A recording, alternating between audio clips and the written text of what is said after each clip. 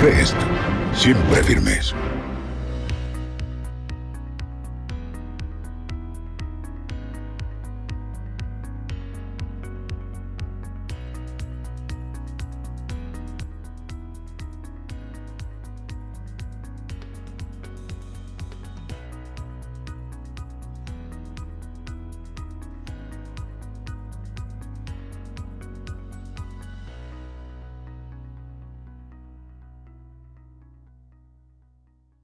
Crest, siempre firmes.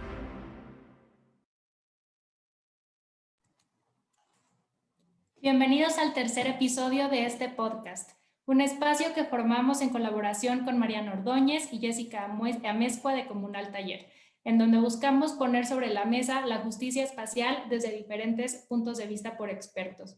En esta ocasión nos enfocaremos en habitar y cultura, y contamos con grandes invitados como Ángela Giglia, Enrique Ortiz y José Ángel Coyoc.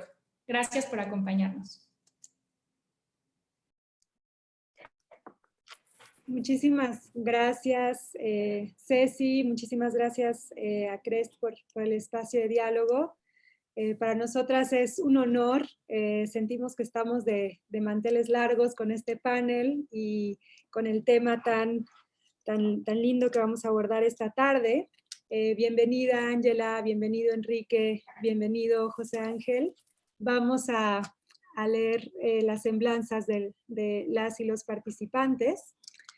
Enrique Ortiz Flores es arquitecto egresado de la Universidad Nacional Autónoma de México. Desde 1965 labora en el campo de la vivienda y el hábitat popular, inicialmente como director de la ONG COPEVI, subdirector de vivienda de la Secretaría de Asentamientos Humanos y Obras Públicas a cargo del primer Programa Nacional de Vivienda, director del Fondo Nacional de Habitaciones Populares. Fue presidente del Comité de Acción sobre Vivienda y Edificaciones de Interés Social del Sistema Económico Latinoamericano y desde 1989 es integrante de la Coalición Internacional para el Hábitat, HIC, que agrupa cerca de 400 organizaciones sociales, civiles y académicas de más de 100 países. Ha sido secretario general, presidente internacional y fundador de la Oficina Regional para América Latina desde este organismo, donde colabora actualmente en la promoción de políticas públicas en apoyo de la producción social del hábitat y en el debate internacional sobre el derecho a la ciudad. Integrante del comité que promovió la Carta de la Ciudad de México por el derecho a la ciudad, participó en el grupo redactor del proyecto de Constitución Política de la Ciudad de México. A la fecha es miembro del Grupo de Asesores Estratégico de la Secretaría de Desarrollo Agrario, Territorial y Urbano y del Consejo Nacional de Ordenamiento Territorial y Desarrollo Urbano de la SEDATU.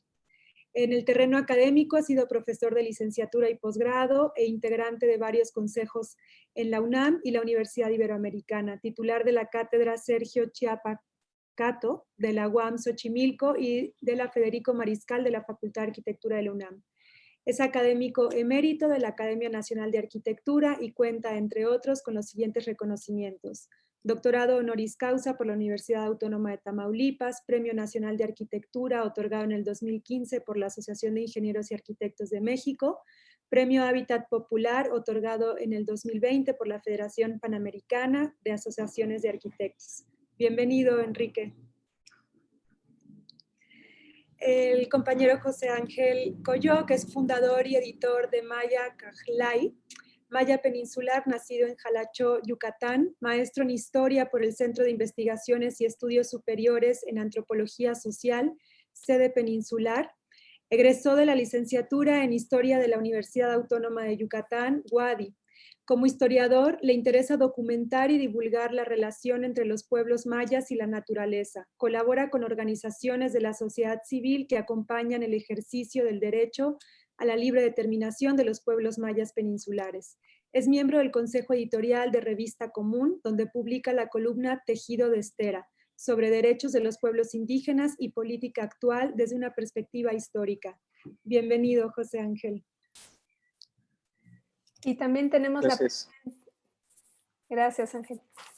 Y también tenemos la presencia de la doctora Ángela Giglia. Ella es doctora en antropología por la Escuela de Altos Estudios en Ciencias Sociales de París.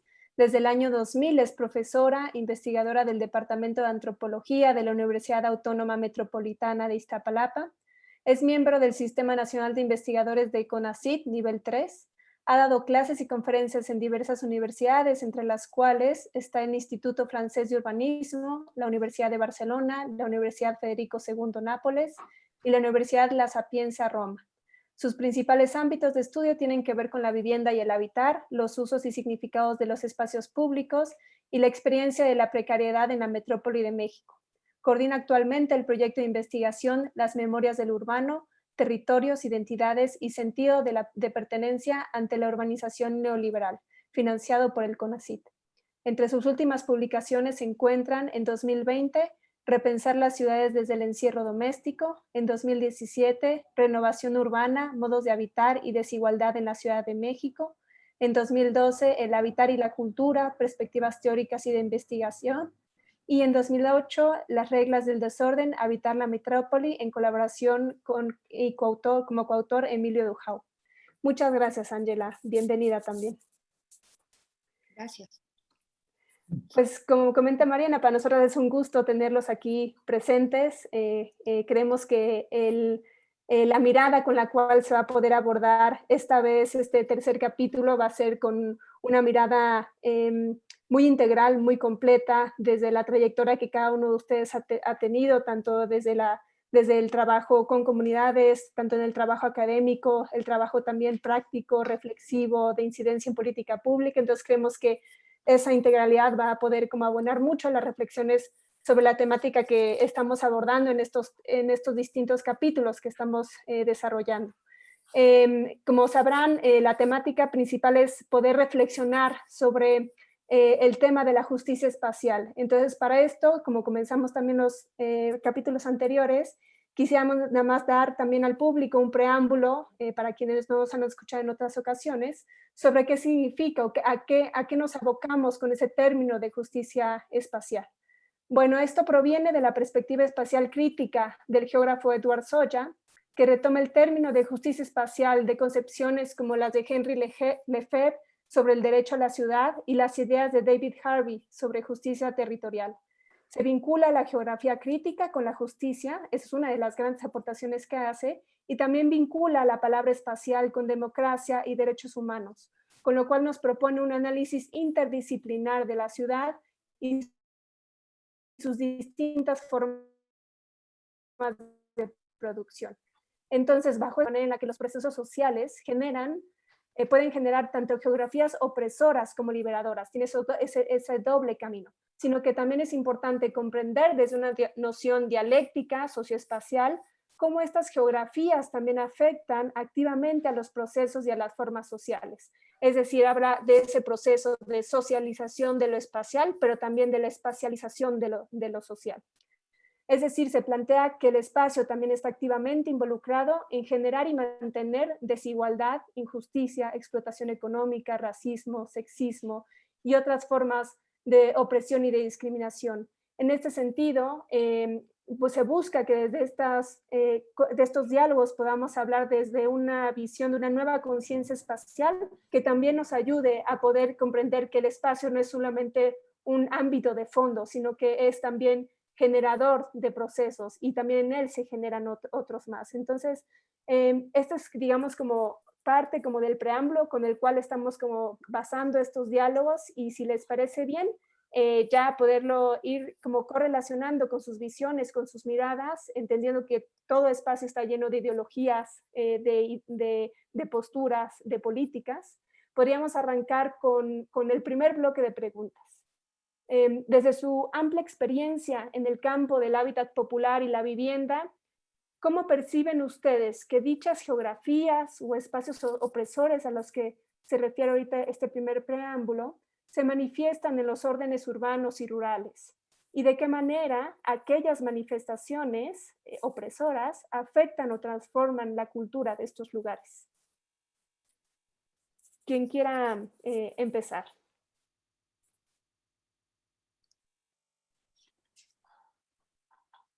Bueno, si quieren Claro. empiezo yo. Claro. Me encantó esta pregunta porque me permite reflexionar una vez más sobre un tema que yo llamo muy sencillamente del determinismo espacial. Es decir, podemos pensar que hay espacios que per se, es decir, simplemente por la forma que tienen, producen un efecto directo sobre lo social.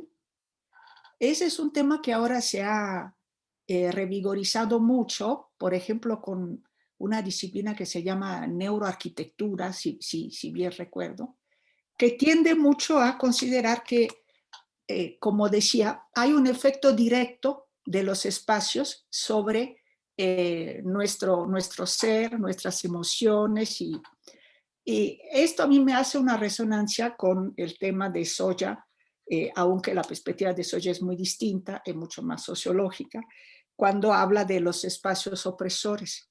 Yo creo que hablar de los espacios opresores, él se refiere a un conjunto de otros fenómenos sociales en donde evidentemente lo espacial está involucrado. Pero yo quisiera decir algo sobre ese tema de, es cierto que el espacio puede ser opresor per se. Y yo diría que per se el espacio no es ni bueno ni malo. Cuando queremos evaluar un espacio y los efectos que genera socialmente, siempre tenemos que preguntarnos ¿para quién? Es decir, ¿para qué sujeto ese espacio está teniendo ese efecto? Entonces, el objeto no es tanto el espacio para mí como espacio opresor o espacio liberador, sino para mí el objeto es la relación entre sujetos, ciertos sujetos y ciertos espacios, ¿no? Y como siempre lo hemos dicho también con Jessica, desde mi punto de vista es una relación circular, es decir, es una relación donde todo el tiempo hay una retroalimentación de los dos elementos. Aquí hay, si quieren, un punto antropológico muy básico, que es que como especie humana somos seres sumamente adaptables. Es decir, podemos habitar y acoplarnos a los climas y a las geografías más diversas. Yo podría pensar desde el punto de vista de una visión, digamos, moderna, que un espacio opresor, por ejemplo, es una gran explanada que yo tengo que recorrer a pie y que me obliga entonces a caminar, y entonces esa distancia la defino como un espacio opresor.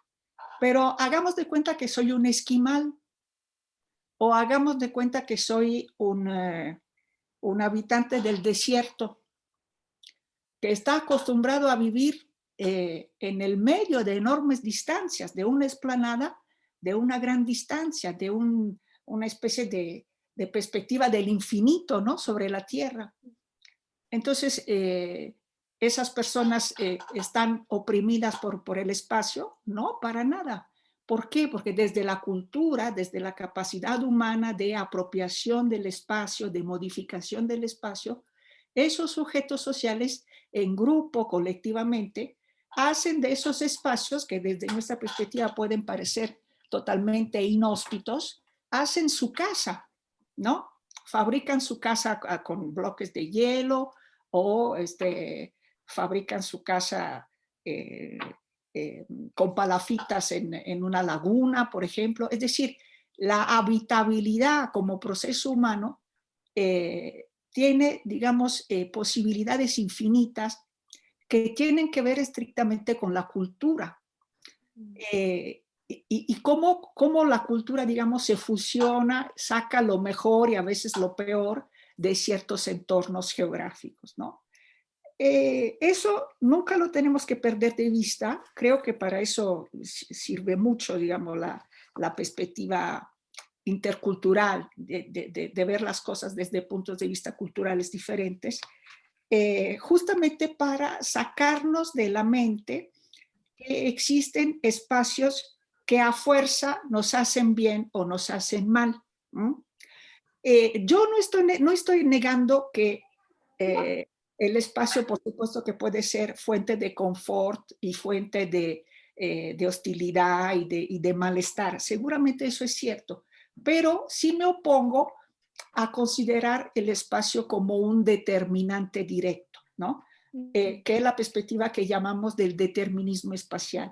Creo que tenemos que, digamos, tener como las antenas muy prestas, muy listas para detectar toda vez que se nos propone una visión así de simplista, de decir, no, es culpa del espacio, ¿no? Si estamos mal, es culpa del espacio. No, no es culpa del espacio, es culpa de la relación entre los sujetos interesados y ciertos espacios y de todo el entorno social que ha fabricado ese espacio y que lo sigue, digamos, lo sigue haciendo existir. Ahora, por supuesto que hay espacios muy opresores y que podemos considerar que las ciudades como tales se han convertido en fuente de opresión para muchas personas. Pero esto es el resultado de un conjunto de fenómenos que tienen que ver con movilidad, con acceso a la vivienda, acceso a los servicios. Y un poco lo hemos visto con la pandemia, ¿no? La experiencia que han hecho muchas personas al verse de repente encerradas en sus casas, teniendo que prescindir de esos largos trayectos para llegar a su lugar de trabajo. Por supuesto que para muchas personas ha sido un gran problema no poder ir a trabajar, pero otras personas han vivido como un gran alivio el hecho de ya no tener esa confrontación cotidiana con la ciudad, pero no la ciudad, digamos, como un ente fijo, sino qué ciudad. La falta de medios de transporte, la distancia, la mala calidad de los medios de transporte, el aislamiento de ciertos asentamientos, ¿no? Y esto tiene que ver también con el tema del derecho a la ciudad. Porque ¿qué es una ciudad? Una ciudad, en pocas palabras, es una aglomeración de personas diferentes que sacan provecho las unas de las otras. Es decir, que al ser diferentes son interdependientes. Y existen ciudades desde hace 4.000 años y la principal ventaja de las ciudades ha sido esta, juntar en una misma forma de coexistencia sujetos que tienen necesidades e intereses distintos, ¿no? En las primeras ciudades había artesanos, comerciantes, sacerdotes, intelectuales que hacían las cuentas de las reservas que había disponibles en los graneros, había guerreros para defender a los graneros alrededor de los cuales se aglomeraba la ciudad. Entonces, a partir de esta interdependencia, es como se han ido, digamos, desarrollando las ciudades. Ese es un poco el meollo de lo que es una ciudad. Entonces, cuando hablamos del derecho a la ciudad, desde mi punto de vista, estamos hablando del derecho a estar inmersos en esa complejidad, a estar inmerso en esa heterogeneidad de funciones y de otros sujetos, que es una gran fuente de oportunidades.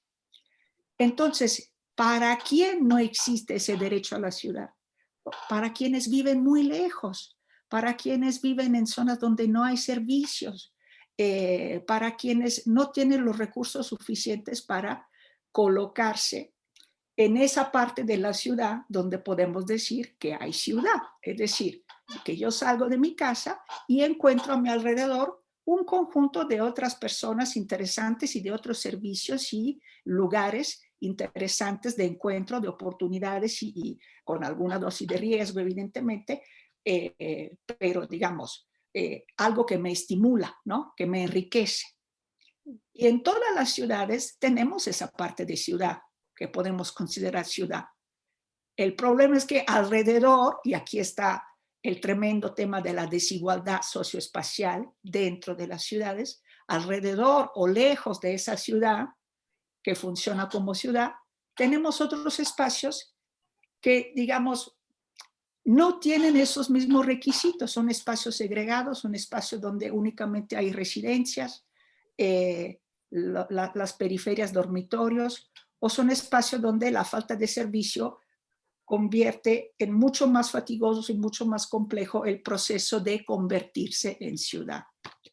Y lo dejaría ahí porque creo que ya hablé mucho.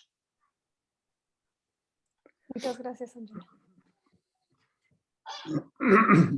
Bueno, yo quisiera también hablar un poco de esta relación del ser humano con los lugares. Se habla del hábitat. El hábitat es una palabra muy vaga que para algunos es el medio ambiente, para otros es el entorno de la vivienda, para otros es incluso los cuartos, ¿no? Hace poco traduje esto, me tradujeron la palabra en cuartos, ¿no? Entonces, desde el cuarto hasta el mundo, ¿no? Entonces, pero creo que lo importante es que hábitat es el sustantivo del verbo habitar, y lo importante es habitar, es la relación del ser humano con los lugares en que habita, ¿no? Y esto es fundamental, es esta relación que genera es una relación dialéctica, que va y viene entre la cultura del ser humano que ocupa y las características del lugar que ocupa. Las características del lugar que ocupa influyen, por ejemplo, en su arquitectura, ¿no? La arquitectura vernácula es fruto en gran medida de esta relación con el lugar que se ocupa, con el clima, con el paisaje, con los bienes naturales que existen ahí, que pueden aprovecharse para vivir, para hacer, construir la misma ciudad, etc. Y también pues es al revés, ¿no? También la cultura influye sobre el hábitat, la cultura de la gente influye sobre el lugar, y el lugar influye sobre la cultura, ¿no? Es una relación muy interesante. Y esta relación lo que genera, y quiero enfatizarlo, y aquí me voy, no quiero ubicarlo académicamente en ningún lugar, no sé si es psicología, antropología, sociología o qué, pero genera una relación afectiva del grupo humano que ocupa un lugar con ese lugar, ¿no? Y eso es lo que vemos. Y creo que es una de las cosas que esta injusticia espacial que vivimos actualmente está rompiendo. Está rompiendo esta relación afectiva que se daba en el campo, pues es muy clara esta relación en las comunidades campesinas, en las comunidades. Ustedes ven Oaxaca, que está tantos municipios que hay. ¿Por qué hay tantos municipios? Porque cada municipio tiene su relación con un lugar específico, una manera de vivir, una manera de hacer las cosas, ¿no? O sea, tiene una relación profunda de la comunidad con ese sitio. Y en las ciudades es muy interesante revisar, por ejemplo, la manera prehispánica de vivir, lo que era Tenochtitlan, por ejemplo, los Altépetl, que eran pues, parte de barrios, ¿no? Lugares también con características específicas que formaron ciudad y que incluso los españoles los respetaron, y son barrios que han predominado hasta nuestra época, con sus características específicas, ¿no? También con la influencia de la cultura española y la cultura quechua, pero estaban esos altépetlls y existían, y todavía los puedes identificar en la Ciudad de México, pero también los puedes identificar sujetos a esta injusticia espacial. ¿En qué se refleja esta injusticia? En que hemos convertido, a mi modo de ver, y esto surge desde que empezó el llamado desarrollo, ¿no? Pero, o antes, mucho antes, desde que nace el sistema, hemos convertido los bienes comunes. Para mí los bienes comunes son los que nos da la naturaleza. Hay bienes públicos, que es otra cosa, pero hay bienes naturales. ¿Cuáles son? Los lugares, precisamente, los bosques, pero principalmente es el suelo, el agua, el aire, O sea, son bienes para la vida, no comunes para la vida, ni siquiera son bienes comunes para el ser humano. Y nos los hemos apropiado y ahora, y es un proceso que empezó hace siglos, ¿no? De irse apropiando de estos para convertirlos en una mercancía. Hay quien decía que una de las primeras escrituras cuneiformes es la venta de un terreno, o sea que ya esto venía de siglos, ¿no? Pero este proceso se aceleró profundamente con el neoliberalismo y con lo que llamamos la financiarización. La financiarización lo que ha hecho es generar una cantidad de dinero especulativo, cambiando dinero de una bolsa de valores a otra.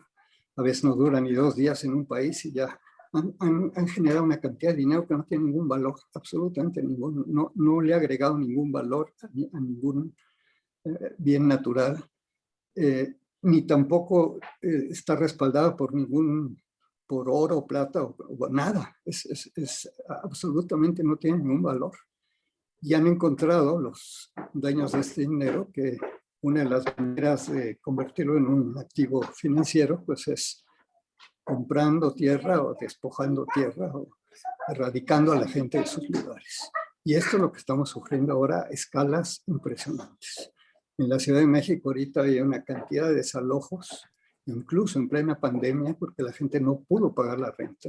Y no hemos podido conseguir que haya una moratoria de los desalojos en este país, cuando hay varios países que la tienen. Hay estos desalojos en el campo, estamos viendo el despojo de las comunidades, es despojo vil de las comunidades indígenas, de sus territorios. Hay cantidades de luchas en defensa de los territorios. Esto es la injusticia espacial, pero al máximo, ¿no? Todo este proceso lo que ha generado en las ciudades es un incremento del costo de la tierra brutal, porque justamente al hacer esto, tanto la compra obligada, el desplazamiento forzado, a veces ayudado incluso por el crimen organizado, ¿no? Te meten delincuentes a un edificio en la Ciudad de México para que te haga la vida imposible y te salgas, o entran delincuentes a destruir tu bosque de lo que vives, ¿no? Que eso ha pasado en muchos lugares, ¿no? Entonces, esta situación creo que es una de las cosas que son muy graves y que estamos viendo cotidianamente en el mundo, ¿no? Entonces, creo que aquí esto sumado y genera, por ejemplo, migración. La gente no puede quedarse en comunidades que están siendo amenazadas. La gente pierde sus lugares, pierde su vida. Podemos decir, la gente del campo vive en pobreza, pero vive en una pobreza digna. ¿Qué es lo que está pasando? Esta gente la están sacando de las ciudades para que se vaya de miserable a las ciudades a pedir limosna, cuando ahí era dueño de su producto, producía sus cosas, sabía cultivar, sabía sobrevivir como han sobrevivido las comunidades indígenas, pese a lo que se ha hecho con ellas, han sabido sobrevivir. Pero ahora ni siquiera eso están pudiendo.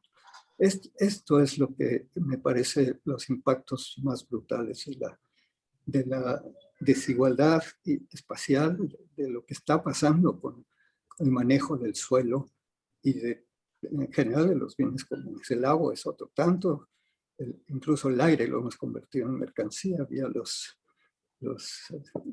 dineros que le dan a la gente dizque para que cultive su bosque, lo mantenga mientras yo sigo contaminando. ¿No? En fin, no quiero decir más para no hacerlo más largo, ¿no? Enfatizar estos aspectos. Muchas gracias, Enrique. Hola, ¿qué tal? Pues antes que nada, un agradecimiento a las compañeras que me invitaron para conversar acerca de la justicia y la injusticia espacial. Yo sí quisiera pues iniciar contestando las preguntas que nos propusieron las compañeras a partir de, bueno, pensando un poco en toda la enorme transformación que está teniendo actualmente la península de Yucatán, ¿no? En todos sus rubros y en todas sus escalas. La península es enorme y sí hay una lógica muy, muy particular en el noroeste de la península de Yucatán, que es en donde yo vivo y trabajo, y en donde definitivamente está en una correlación directa a los aspectos de justicia e injusticia espacial con respecto a la sobrevivencia y a la agencia de los pueblos mayas. Teniendo en cuenta que, por ejemplo, la ciudad de Mérida tiene un peso simbólico, un peso colonial simbólico aún ahora, y que, bueno, en esta nueva fase de expansión de la ciudad, pues estamos viendo que efectivamente, como ha comentado el maestro Enrique, ha sido a partir precisamente de algo que se comenta muy poco luego en la opinión pública, que es la devastación de precisamente los montes y las aguas que rodean a la ciudad.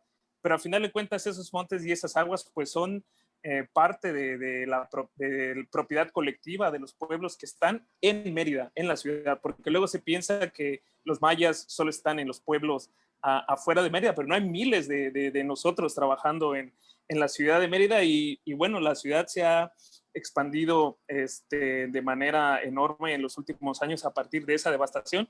Pero creo que hay otra cosa todavía más preocupante, que es no solo eso, ¿no? Sino que los nuevos espacios que se producen son espacios excluyentes. Me estoy refiriendo también a este nuevo modelo de habitar, que parecen fuertes, que los aíslan totalmente del exterior, que son las privadas, ¿no? Sobre todo toda esta parte que se va hacia la zona de las playas de la costa norte de Yucatán. Creo que es un punto superior en el que se manifiesta pues esta injusticia, no solo de quién produce el espacio, sino cómo se produce, ¿no? Al final de cuentas, algo que también creo que es importante comentar en todas estas discusiones es quién decide cómo se transforma ese espacio, ¿no? Sabemos perfectamente, está bastante bien documentado todas las líneas y la cadena de complicidades necesarias, por ejemplo, para enajenar todos esos bienes naturales que pertenecen a los pueblos mayas, en donde incluso los mismos pobladores se encuentran en total desventaja frente a todo este nuevo aparato legislativo para enajenar, para vender y para producir este espacio, ¿no?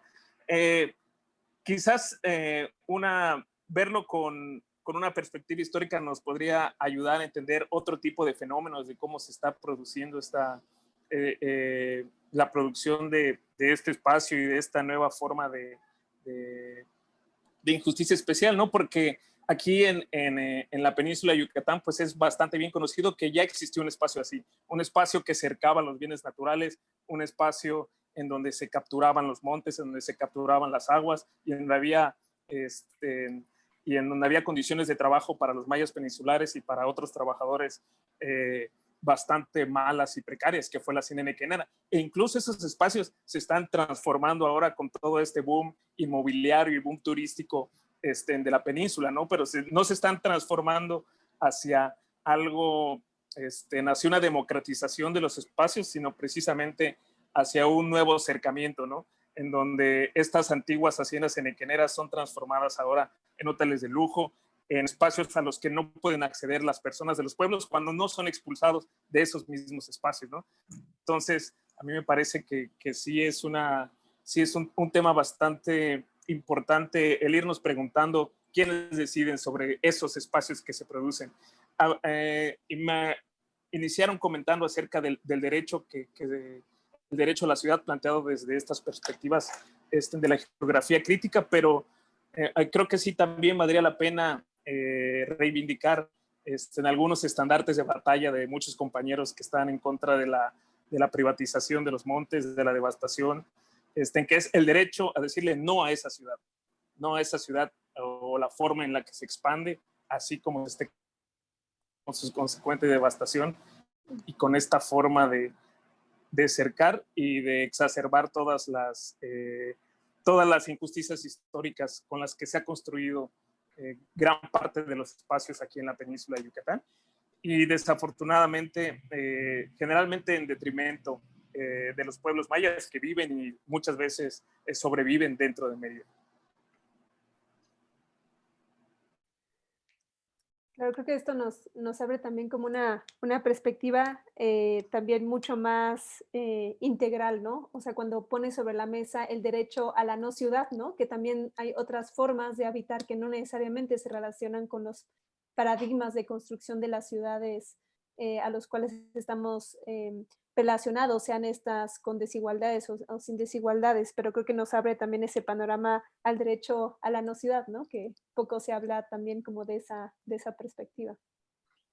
Y ahí, por ejemplo, Naciones Unidas ha jugado un papel terrible porque solo habla de las ciudades. Ya se olvidó del campo. Hábitat 1 se habló del campo de las ciudades. Hábitat 2 era la cumbre de las ciudades. Hábitat 3 ya ni lo mencionan. O sea, el campo es para los megaproyectos, para los monocultivos, y la ciudad pues es para el negocio, ¿no? Y entonces te concentran en la ciudad. ¿Cuál es la solución a la dispersión? Pues hacer torres, ¿no? Que la gente ni puede pagar, y imagínense lo que ha pasado con esa solución en plena pandemia. Los chicos encerrados ahí meses, los jóvenes encerrados ahí meses, sin un lugar donde expandirse, sin un lugar donde participar, ¿no? Es algo absolutamente absurdo. Entonces creo que sí son puntos, y yo refuerzo lo que dice el compañero de Yucatán, porque voy muy frecuentemente allá y ahí vive mi hijo. Ver cómo han crecido la cantidad de negocios inmobiliarios. Ya hay incluso en el periférico un letrero de la primer, ¿cómo le llaman? El primer torre, la primera megaestructura urbana o no sé qué cosa. Negocios, torres por todos lados, edificios, expulsión de la gente.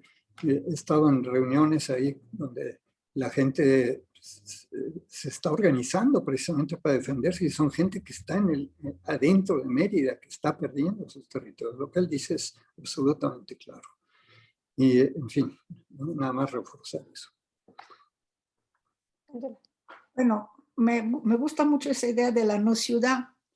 Y en efecto, cuando pocas personas se apoderan de la ciudad, ya no es una ciudad, que es un poco lo que estamos viendo ahora. Cuando la ciudad se llena de manera muy prepotente de esos edificios que pertenecen a grupos vinculados entre ellos, que están produciendo solamente para un tipo de potenciales compradores. A veces ni siquiera hay compradores, es únicamente para bloquear el dinero ahí y no dejarlo volando. Digamos, según la teoría de Harvey, es una manera de depositar el dinero en algún lugar porque después lo venderán de todas maneras más caro, y no se está pensando realmente en un comprador, ¿no? Eso es nefasto bajo cualquier punto de vista. Son volúmenes y volúmenes que no tienen ningún uso. Si alguien eventualmente lo usa, como dice Enrique, en estos meses de pandemia hizo la experiencia de no tener un balcón, por ejemplo, que es un aditamento que hemos visto que en las condiciones epidemiológicas que hemos vivido es una cosa indispensable, o digamos que mejora la vida muchísimo.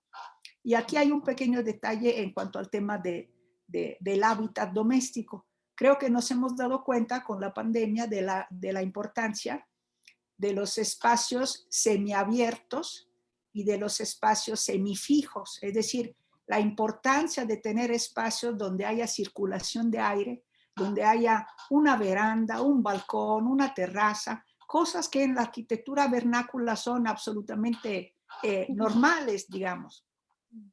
Y del mismo modo, al interior de la vivienda, la importancia de tener muebles ligeros que se pueden mover de un lado a otro, ¿no? Para cambiar los usos de la vivienda, para adaptar el interior de la vivienda a los cambios en la vida cotidiana que hemos vivido.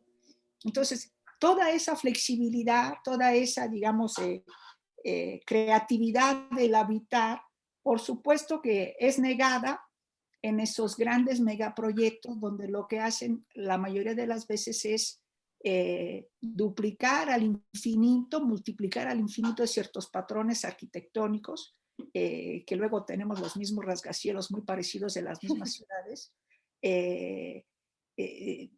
destruyen recursos y, en fin, por supuesto que sí están echando a perder la ciudad, ¿no? Transformándola en una no ciudad, como dice José Ángel. Me gusta mucho la definición.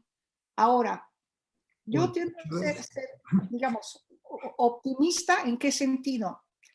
Para el caso de México, y yo no veo tan fácil un aplastamiento total. Pensemos, por ejemplo, al centro histórico de la Ciudad de México, cuando se decía que Carlos Slim había comprado el centro histórico y que ya no había esperanza, que había comprado quién sabe cuántas manzanas. Luego se vio que no había podido comprar tantas 60 como hubiera querido. Y entonces, bueno, el centro histórico, por supuesto que ha habido gentrificación, pero sigue siendo un lugar de arraigo popular muy fuerte. Entonces, digamos, yo me confío, tal vez soy optimista de una manera un poco ingenua, pero veo una presencia popular, ciudadana, además de grupos que están también organizados, que sí están bastante dispuestos a resistirse, a resistir a esa transformación corporativa, digamos, empresarial de la ciudad. Aunque aquí los expertos son más Enrique y No, estamos totalmente de acuerdo. ya pasamos a las segundas preguntas, yo creo, no sé.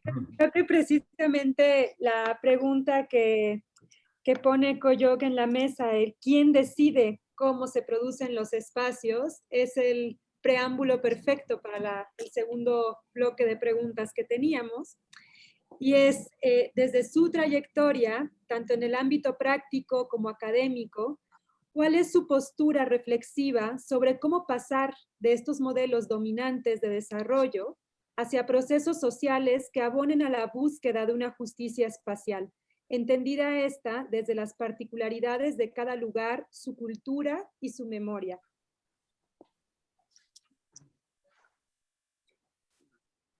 ¿Quién quiera empezar? Bueno, yo aquí no soy una experta de procesos de organización para nada, pero lo poco que he entendido es que tienen que ser procesos auténticos que surjan de la base, de las necesidades de las personas, y tienen que ser procesos lo más posible horizontales. Yo recuerdo muy bien, hace más de 20 años, uno de los primeros estudios que hice aquí en la Ciudad de México era sobre unos condominios que se habían construido después del temblor del 85. Y bueno, ya estaban perfectamente construidos los condominios y fui a preguntarle a los habitantes cómo había sido su proceso, etc. Y los habitantes muy contentos de su vivienda, pero muy, como en muchos condominios en todo el mundo, porque ahí sí yo puedo tener una mirada comparativa por haber estudiado el mismo tema en Italia y en Francia, muy con la actitud de, no, aquí, buenos días, buenas noches, yo estoy en lo mío, cada quien hace sus cosas.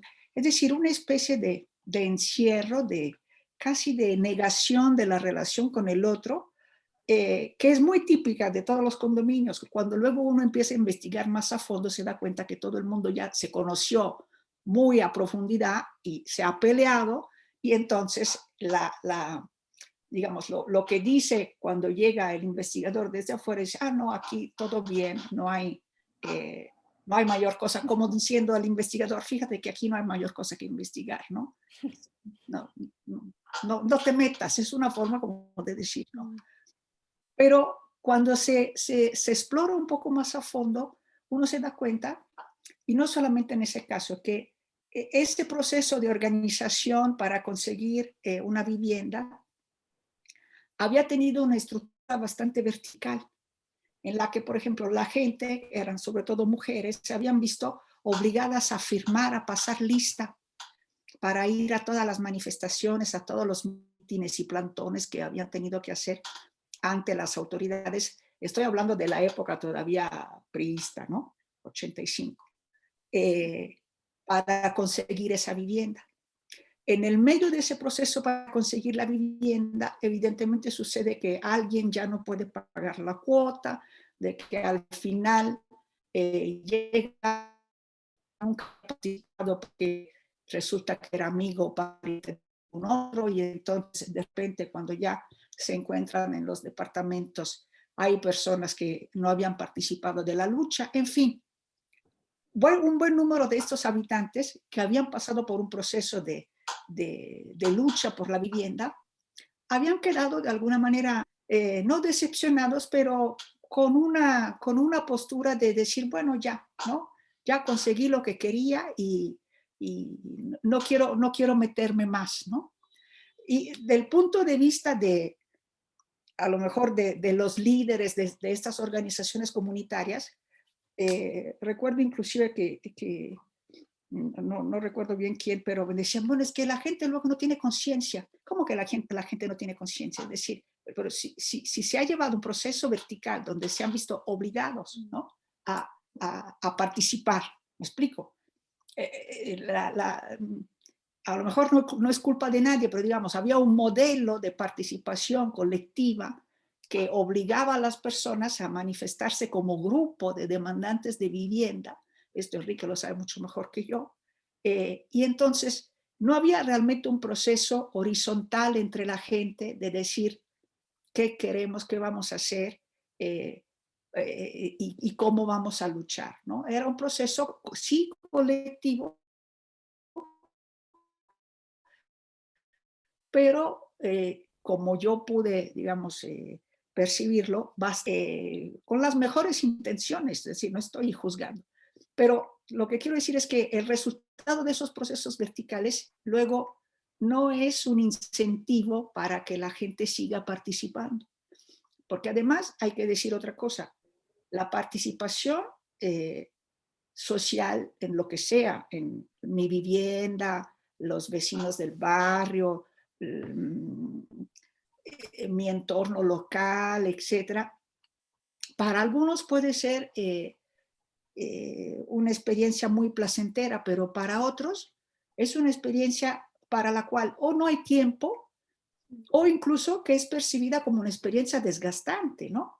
Porque le voy a tener que repetir 10 veces a mi vecina cómo yo creo que habría que hacer las cosas y viceversa, y en qué momento llegamos a un acuerdo, en qué momento construimos una visión común. Son procesos muy complejos, muy lentos, y entonces, si no son realmente, digamos, impulsados desde abajo,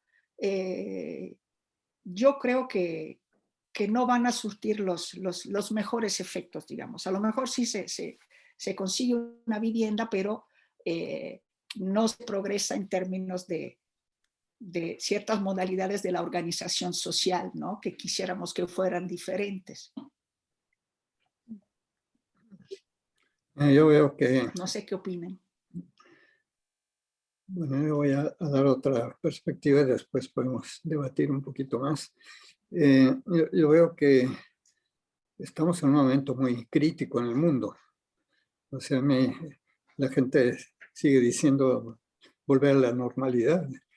Hay muchos que no queremos volver a la normalidad. La normalidad es el avasallamiento, es la explotación, es la competencia, es la ambición de acumular y de consumir y de todo este tipo de cosas que está haciendo que el proyecto de llamado desarrollo, que empieza la palabrita después de la Segunda Guerra Mundial, nos está llevando al precipicio. O sea, creo que tenemos que poner las cosas en términos mucho más fuertes, ¿no? Porque lo que venimos haciendo es puros parches, lo que llama el sistema las áreas de oportunidad. Las áreas de oportunidad es lo que no les funciona. Y entonces hay que hacer parchecitos, ¿no? Para que funcione y seguir en lo mismo, ¿no? La gente está soñando en volver a la normalidad o la nueva normalidad, que es con tu pasaporte incrustado, que puedas entrar a todos lados bien controladito y tu tapabocas, ¿no? Esa es la nueva normalidad, ¿no? Y no cambiamos nada. Yo creo que después de este momento, es un momento de reflexión profunda. Yo estoy contento con esta pandemia porque ha hecho que mucha gente esté pensando otras cosas y que podamos reforzar lo que venimos haciendo, porque son cosas que no estamos inventando nada nuevo, son muchas cosas que se vienen haciendo, pero que están sin reconocerse en las políticas públicas, que hay que trabajarlas muy fuerte, sin conciencia precisamente de la gente muchas veces de esto. Yo sí digo que sí hay una falta de conciencia profunda, porque, por ejemplo, los movimientos sociales sí hacen formación, pero es formación política, que está bien porque es conocer tus derechos y pelear por tus derechos. Pero no basta eso. Y lo hemos visto en los países latinoamericanos lo que ha pasado. O sea, te ofrecen que van a cambiar las cosas y resulta que no resulta porque no los dejan, el sistema no los deja. Entonces la gente vota que era la vota progresista y acaban votando por Bolsonaro, por ejemplo. Dices, ¿qué pasó en Brasil? ¿No? ¿Qué pasó? Pues, ¿qué pasó? Que no había conciencia de que tenemos que trabajar por un cambio más profundo y que eso implica trabajo, implica conocimiento, pero implica claridad. Y lo que es muy interesante es que sí hay unas utopías en construcción. Yo digo que están en construcción y tienen que ver precisamente con voltear a los que hemos ignorado siempre, a las comunidades indígenas, al concepto del buen vivir, al concepto de vivir en armonía con los demás, con la naturaleza. ¿Qué es lo que estamos destrozando? Estamos destrozando la vida, la naturaleza. La pandemia no es más que fruto de eso. Y la otra, estamos generando una sociedad desigual, con pobreza, con violencia, con barbarie, porque la gente no tiene oportunidades de nada. Eso es lo que estamos logrando. Y en eso queremos fincarlo y arreglarle cositas, o queremos un cambio más profundo. Y yo creo que esta utopía pues sirve, como decía Galeano, para caminar, pero se está construyendo. Y a partir de estos momentos está tomando fuerza. Y eso y tiene que ver coincide mucho con planteamientos del decrecimiento europeo, por ejemplo, que no es subdesarrollarse absolutamente, es moderar el ritmo de uso que estamos haciendo de los bienes naturales para que puedan reproducirse, para que puedan crecer y no destruirse, ¿no? O sea, por preservar la vida es lo que había que hablar, ¿no? Es el manejo, es una visión también desde la perspectiva del manejo sistémico, integral, complejo de la realidad, que nos permite visualizar esto con mucho más claridad. Y esto nos ha llevado a trabajar la necesidad de procesos articulados, ¿no? Y que los venimos haciendo en América Latina, ¿no? De alguna manera, pero tiene que ser más consciente y más profundo. Y articular lo sociocultural, o sea, el ser humano, en lugar de poner el dinero y la ganancia al frente, que es como está ahorita, la ética vigente es, pues tú eres triunfador y tú eres un personaje si hiciste dinero. Si no pudiste hacer dinero, eres un perdedor. No, vamos a colocar otra vez al ser humano en armonía con la naturaleza al centro. Y esa es la parte de la utopía del buen vivir, que articula esta cuestión social de organizarse. Tiene que ser un proceso organizado, por supuesto, y tiene que reflejar la diversidad cultural, el respeto a la diversidad cultural, como tenemos que respetar la diversidad biológica, ¿no?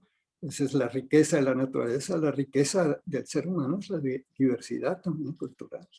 Y nos pasamos peleando entre nosotros, es increíble, tenemos que superar esto, pero a fondo, ¿no? Es una actitud distinta ante la vida que tenemos que desarrollar. Y entonces, esta perspectiva, este crecimiento y poner al centro estas dos cosas nos lleva también a visualizar lo físico, o sea, cómo habitamos, ¿no? Y lo ambiental, que está tan deteriorado. ¿no? La parte física y ambiental, o sea, cómo nos relacionamos con eso para un cambio. Y con lo económico social, que tendría que ver con la economía social solidaria, no con la economía destructora de la vida que estamos viviendo, ¿no? Entonces, todo esto lo hemos articulado en algunos procesos que están haciendo en diversos campos. Y lo estoy simplificando mucho, pero no hay tiempo de ir más a fondo. En procesos articulados de estas tres cosas, no son pedacitos. Ya contemplé lo económico porque además de darle casita a este señor, le enseñamos macramé a la señora para que pueda vender carpetitas, ¿no? Eso no va a cambiar nada, ¿no? O ya le puse un calentador solar y un foco ahorrador y ya está. Y destruyó un bosque, ¿no? Para construir las viviendas, que es lo que hemos venido haciendo. No, tenemos que trabajar esto profundamente en un proceso articulado, transformador. Y en nuestro campo, pues hemos trabajado el concepto de producción. Primero empezamos con la producción social del hábitat, de la vivienda, ¿no? De la vivienda inicialmente, donde el habitante es el sujeto de su propia transformación. Eso es lo que es importante.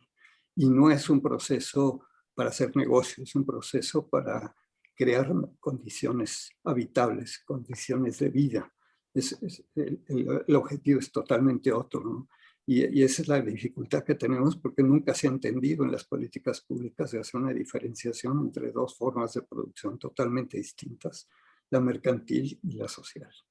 La social tiene esta connotación. De ahí pasamos a la producción social del hábitat, pensando que no es solo la vivienda, sino el entorno en el que vive la gente.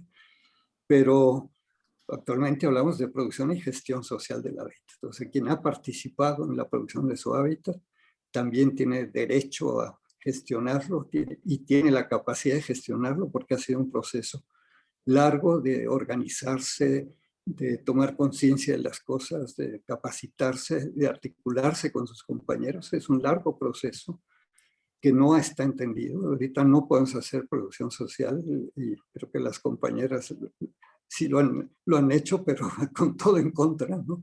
Enfrentando cantidades de dificultades, porque no se entiende. Quieren que hagas, te dan el dinero cuando empiezan las lluvias y quieren que termines la casita a final de año y lo que importa es el número de casitas hechas y los tiempos que no te permiten trabajar estos procesos, ¿no? Entonces ahí hay una lucha que tenemos que hacer, muy importante, pero la experiencia está, hay experiencias muy, muy hermosas en América Latina ya tenemos toda una red de producción social en América Latina e incluso con impactos ya en otras regiones. Entonces creo que ahí hay, por ejemplo, en nuestro campo es algo que estamos desarrollando, pero necesitamos articularlo a otros procesos que están en lo económico, el proceso contra el patrimonialismo, la lucha de las mujeres, la lucha indígena. Yo creo que ahí, sobre todo en la cuestión indígena, son referentes importantísimos, ¿no? Me parece que, por ejemplo, el surgimiento de los zapatistas fue importantísimo por sus planteamientos, por su forma de plantearlo que llegó al mundo entero, ¿no?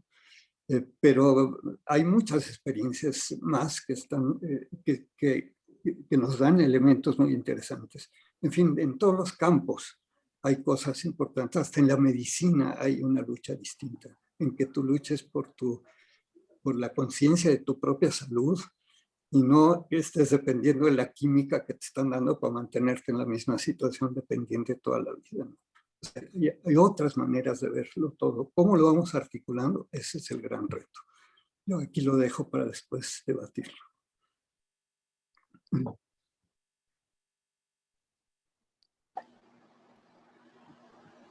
Bueno, sobre esta pregunta yo quería mencionar, o bueno, yo quería hablar primero de un fuerte cuestionamiento que surgió durante la pandemia y luego de una propuesta. Y bueno, yo creo que en todos estos espacios urbanos y cómo se construye lo que supuestamente es el espacio público, creo que un cuestionamiento muy fuerte de un movimiento social, si valga, bueno, dependiendo también cómo se autodefinan, acerca de la memoria, pues fueron todos estos eventos que han estado sucediendo, por ejemplo, en la ciudad de Mérida, con monumentos por ejemplo, como el de a Francisco de Montejo, monumentos como a las haciendas enequeneras, que son acciones directas que interpelan directamente a también estos espacios que supuestamente se construyen haciendo un ejercicio de memoria, cuando en realidad es solo una versión muy simplificada, muy específica y sobre todo hegemónica de la historia, ¿no?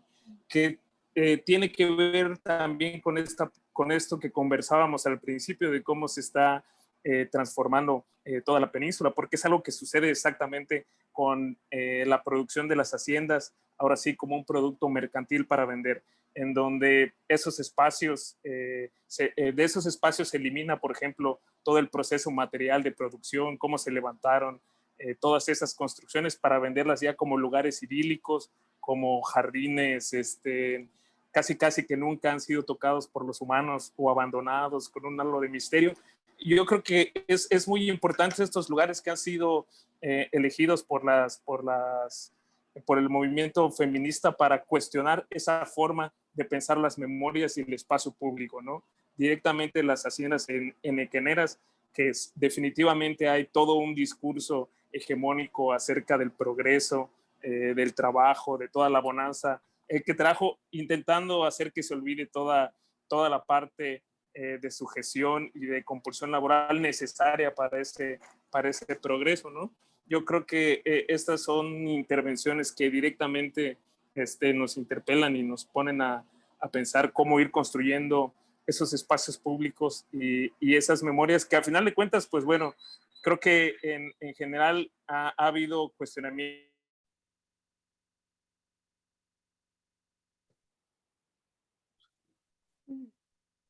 Lo perdimos. Te quedaste atorado un momento, pero ya volviste. Sí, perdón, estaba fallando mi internet. Sí, comentaba que creo que son esos precisamente cuestionamientos directos a toda esta producción de las memorias. Y algo que también quería comentar acerca de la organización propiamente de base, pues es una resistencia que hay aquí en Yucatán, precisamente enfrentando no solo a la corrupción de la jurisdicción agraria y todas sus instituciones, a la especulación inmobiliaria, que es la Unión de Pobladoras y Pobladores de Chablecal, que precisamente reivindican el espacio del monte como un espacio para habitar, porque también existe toda esta idea y esta noción de que los montes son, como comentaban hace un momento, ¿no? Son espacios que están allá susceptibles de poner condominios, de convertirlos en hoteles, o por ejemplo en la jurisdicción agraria, en las instituciones agrarias del Estado mexicano para sembrar. Si eso no está sembrado, si no hay cualquier tipo de cultivo, ese es un terreno inculto que en realidad ¿qué están haciendo ahí? ¿No? Solo se está ahí desperdiciando. Yo creo que la propuesta de la Unión es precisamente esa, ¿no? Reformular nuestra idea desde los pueblos mayas de lo que es el cash, de lo que es el monte, para proponer una nueva relación, una relación totalmente metabólica con lo que nos rodea, ¿no? O sea, ya no es solo, me parece que desde la propuesta de la Unión, desde la reformulación de lo que es el espacio del monte para los pueblos mayas, no es solo lo que pareciera ser una resistencia, sino toda una propuesta para entablar nuevas relaciones, que yo creo que a mí, bueno, que yo que vivo que yo que soy de un pueblo que está en la frontera con Campeche, pues definitivamente nos interpela a todos por estos cuestionamientos, ¿no? No es algo, nuestra relación con esos espacios no es algo que esté congelado en el tiempo, que es cierto que tiene todo un trasfondo histórico, pero también se va reformulando, y creo que el pensarlos de esta manera también reivindica la agencia de los pueblos mayas como actores históricos, y no como entes petrificados que solo resisten y resisten, ¿no? Sino que también somos capaces de poder ofrecer cosas que a final de cuentas son para todos, ¿no? Porque ese también es otro discurso que ronda mucho dentro de las resistencias y dentro de las oposiciones. No, bueno, es que están luchando solo para los mayas, pero bueno, estamos en el mismo espacio, ¿no? ¿Qué vamos a hacer para construir algo mejor? Nosotros, desde la reformulación de nuestra forma de percibir los espacios, pues tenemos esto y creemos que puede ser una mejor relación que la que ahora se tiene de cómo se ha ido expandiendo la ciudad. Entonces, a mí me parece como muy, muy importante estos dos elementos, ¿no? El cuestionamiento directo a a este tipo de construcciones de la supuesta memoria en el espacio público hegemónico, y también pues una salida que desde los procesos populares y de los procesos que están sucediendo ahora mismo en los pueblos mayas se están dando para plantear otra forma de relacionarnos entre nosotros mismos como humanos y con la naturaleza y lo que nos rodea. Me parece sumamente interesante esto que nos compartes, Koyok, en el artículo que tienes del paisaje como bien común. Se los recomendamos muchísimo en la revista Común, que precisamente esto que narrabas ahora, ¿no? Lo que no es productivo es algo que está mal visto por el sistema, ¿no? Este derecho del que tú hablas en este artículo a gustar del paisaje, a disfrutar del paisaje también como ese bien común, lo vemos no solo en términos ambientales, sino también en términos de la productividad que se nos exige, ¿no? Ese derecho a disfrutar tu tiempo libre, tu tiempo en familia, tu tiempo para reflexionar, para lo que uno desee. De pronto hay incluso hasta esta culpabilidad de no ser productivo, ¿no? Y toda esa lógica capitalista se traslada a distintos ámbitos, y es esa lógica cuantitativa la que también nos compartía Enrique, ¿no? El darle mayor relevancia al número de acciones, que así lo nombran, ¿no? Desde la política pública, el número de acciones de vivienda sobre la calidad de la vivienda, sobre lo que es lo cualitativo, sobre el proceso social mismo, sobre el proceso de aprendizaje que se pueda llevar para esa producción del hábitat. Entonces, nos parece que esa noción que nosotras estamos muy familiarizadas desde la vivienda, entenderla también desde el paisaje es algo bastante importante, ¿no? Y bueno, también Ángela y Enrique también trabajan bastante desde la memoria, ¿no? Ángela, pues tus últimos trabajos están relacionados con Memorias del Urbano, que tiene que ver justo cómo se hace afrenta, ¿no? A esta urbanización neoliberal. Y también Enrique, desde todo lo que hemos aprendido de tu trabajo, también nos has enseñado mucho cómo las narrativas, cómo las historias, de las mismas familias con las que vamos colaborando son fundamentales para poder comprender hacia dónde ir o cómo encaminarnos juntos, ¿no? Desde una visión como más común. ¿Cómo ustedes vinculan ese tema, esa importancia de la memoria con esto que estamos también platicando acerca de hacerle afrenta a estos modelos dominantes, a las desigualdades económicas, a las defensas del territorio? ¿Cómo vincularían la importancia de retomar también la memoria? Bueno, hay una cosa que sí habría que decir. Estamos en un tiempo de acelere. Estamos donde solo cuenta el presente. Y el presente te aleja del pasado y te impide visualizar el futuro. Estamos centrados en una visión muy estrecha, precisamente por los tiempos, porque hay que hacer las cosas ahorita, ¿no? A mí me desespera la poca escucha que hay de que se vayan más calmaditos, ¿no? De que tenemos que ir más despacio para poder, como decía Morán, para planear no solo la transformación, sino el cambio total, profundo de las cosas, ¿no? Tenemos que repensar las cosas con calma, actuar con calma para poder dar esos espacios. Y entonces la recuperación de la memoria es importantísima para conocer. Yo lo ejemplifico siempre como un caracol, ¿no? O sea, lo que estamos haciendo ahorita no es un caracol, es una lanza que lanzamos al espacio, ¿no? Había una frase en Cuba de un pintor que puso ahí en una parte cercana a La Habana, ni tan cercano, bastantes kilómetros, que puso su patio para enseñarle pintura a los niños. Y una pintura de un niño decía: ¿por qué el caracol llegó al arca? El arca de Noé. ese por su persistencia, ¿no? La persistencia implicaba la lentitud con el caracol, pero llegó a la cosa, ¿no? Ahorita yo, por ejemplo, veo la reconstrucción que se hizo de Oaxaca y todo eso, la prisa por tener casas porque venían las elecciones y se entregaban por las porquerías o les quitaron el dinero a la gente. Y los que trabajaron con la gente como ustedes están sacando unas casas preciosas, unas casas lindas con la gente, que además la está haciendo la gente misma, hasta con sus manos, con su nieto, con el niño, con todos.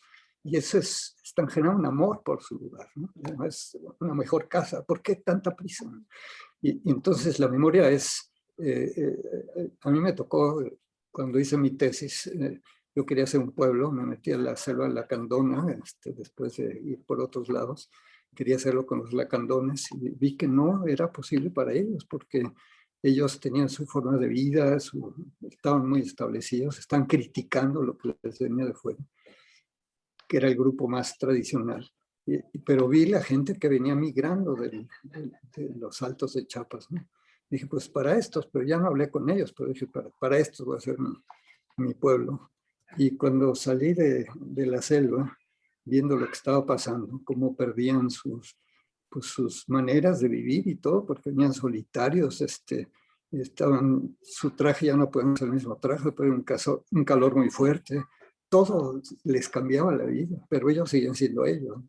Entonces yo no me saqué de la mente que mi pueblo tenía que ser un caracol, ¿no? Y mi tesis es un caracol. Y después dije, ¿por qué se me ocurrió eso? Porque es como surgir de lo que eres para transformarte, para abrirte al mundo, ¿no? Y este es el sentido de la memoria, ¿no? No es una memoria para quedarse en lo viejo, ¿no? Que es lo que piensa la gente, no, es la memoria para partir de ahí surgir y abrirse al mundo, pero con lo que tú eres. Y eso nos da la diversidad. Lo que estamos haciendo ahorita es la homogeneidad total, un mundo aburridísimo, ¿no? Yo les digo, en arquitectura, mira lo que estamos haciendo, ¿no? En los años 60, cuando empezábamos a trabajar en Copedi, estos procesos que nos han llevado hasta acá, Carlos Villalobos, que era un compañero, escribió un artículo que se llamaba La ciudad gris y se refería a los barrios populares construidos con bloques de cemento.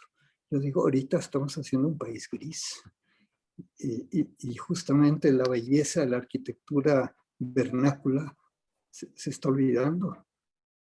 Y si tú recuperas la razón que te dio de por qué era diferente tu casa en cada lugar, si la gente lo recupera, va a haber una transformación también y va a ser casas actuales que tienen otro sentido. Se va a proyectar al futuro desde lo que es, ¿no? Yo creo que ese sentido es el que tenemos que desarrollar. Irnos con más calma para repensar las cosas profundamente y poder visualizar el futuro con claridad. Y entonces construir un futuro a partir de lo que somos. Y entonces va a haber, tal vez, dispersarse miles de comunidades diversas, pequeñas comunidades, ¿no? Como son las comunidades del campo, las comunidades indígenas tienen esa característica, ¿no? Entonces yo veo aquí que ya para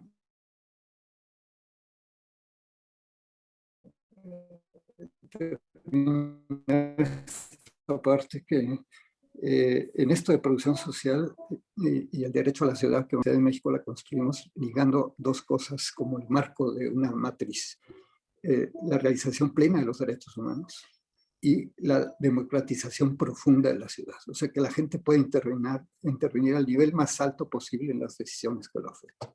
Y esto implica una toma de conciencia, implica muchas cosas, pero y todavía le agrego algo más, con un sentido de comunalidad.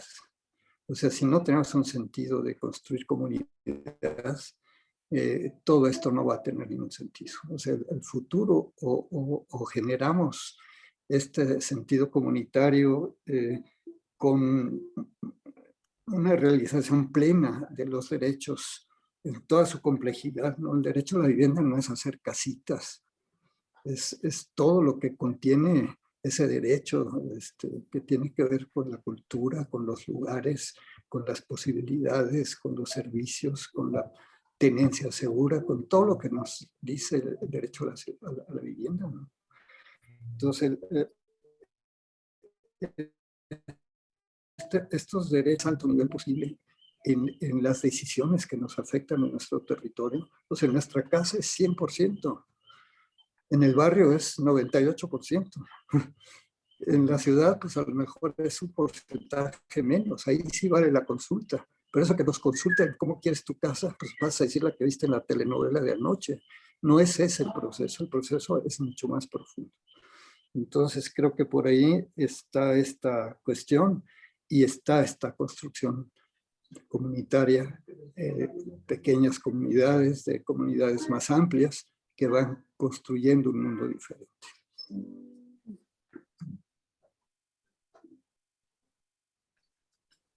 Angela, ¿nos quieres contar un poco acerca de tu trabajo de memorias urbanas? Bueno, es un equipo grande en el que nos reunimos diversos antropólogos de la UAM Iztapalapa para trabajar en torno a las memorias de lo urbano, justamente pensando en rescatar o en acompañar la producción de esas memorias no hegemónicas o de memorias definitivamente alternas a la memoria oficial, que se concretan, por ejemplo, un poco como decía José Ángel, en la producción de antimonumentos, ¿no? Ya tenemos varias decenas de antimonumentos en la Ciudad de México que conmemoran, es decir, están ahí para que recordemos sucesos que son como heridas históricas, ¿no? Los 43 de Ayotzinapa, que puede ser, digamos, el caso más grande, más trágico. Los niños de la guardería ABC tienen su antimonumento, para llegar a todos los monumentos de los ciclistas fallecidos, atropellados, que tienen sus bicicletas blancas en distintos lugares de la ciudad donde han sido atropellados. Entonces, el espacio público, como decía José Ángel, se está llenando de esos otros testimonios materiales, de esos artefactos que son recordatorios, ¿no? Y yo siento que en ese trabajo, que puede ser a partir de ese tipo de artefactos, pero también a partir de la reconstrucción de memorias comunitarias, como por ejemplo, yo hice una investigación bastante grande sobre los mercados públicos en la Ciudad de México, pues en cada mercado hay una memoria del barrio y se puede considerar a los locatarios del mercado como los mejores testigos de lo que ha pasado en ese barrio, porque llevan ahí 30, 40 años y han visto todas las transformaciones, el cambio de la clientela, por ejemplo, que es como un reflejo de la gentrificación de ciertos lugares, o el abandono del mercado porque han puesto una grande superficie comercial. Entonces hay ahí como un registro vivo de todas las transformaciones urbanas. Y creo que en general ese rescate de la memoria o ese proceso donde desde la academia podemos de alguna manera acompañar